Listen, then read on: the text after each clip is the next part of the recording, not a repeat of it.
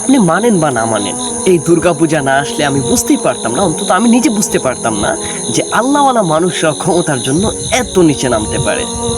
বিষয়টা এজন্য না যে আপনি আপনার দলকে পছন্দ অপছন্দ করি, আসলে বিষয়টা এমন না। আমরা সবাই জানি যে জামাত খিলাফত প্রতিষ্ঠা করতে চায়, ঠিক না? জামাত খিলাফত প্রতিষ্ঠা করতে চায়।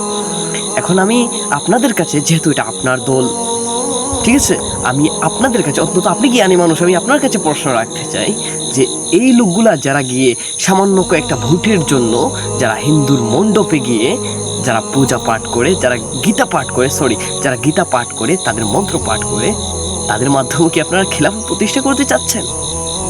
দেখেন, একটা কথা আমি যা আমার উস্তাদের কাছ থেকে শুনেছি, একটা গাভীর কাছ থেকে দুধ দোহানোর সময় ওই গাভীর এক ফোঁটা প্রস্রাব যদি ওই দুধের মধ্যে পড়ে যায়, ওই সম্পূর্ণ দুধ কিন্তু একজন মানুষের জন্য হারাম হয়ে যায়, যেহেতু প্রস্রাব হারাম। এখন আমি আপনাদের এই জন্য আবারও বলি যে আমি এই জন্য কথাগুলো বলছি না যে জামাতকে আমি পছন্দ করি কিংবা না পছন্দ করি। কথাগুলো এই জন্য যে এই মানুষগুলাকে আপনারা আপনাদের জায়গা থেকে, আপনাদের দল থেকে বাহির করে দেন, আর না হলে ঠিক ওই ঘটনাটা ঘটবে গাভীর দুধ দোহানোর সময় এক ফোঁটা প্রস্রাব দুধে পড়লে যেমনটা ঘটে।